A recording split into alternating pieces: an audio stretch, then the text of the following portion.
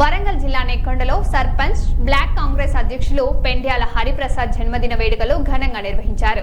స్థానిక విశ్రాంతి భవన్ వద్ద జరిగిన కార్యక్రమంలో టీపీసీసీ సభ్యులు సొంటిరెడ్డి రంజిత్ రెడ్డి, మార్కెట్ చైర్మన్ రావుల హరీష్ రెడ్డి, కాంగ్రెస్ నాయకులు పాల్గొని హరిప్రసాద్ ను శాల్వాలతో సన్మానించారు. అనంతరం కేక్ కట్ చేసి జన్మదిన శుభాకాంక్షలు తెలిపారు.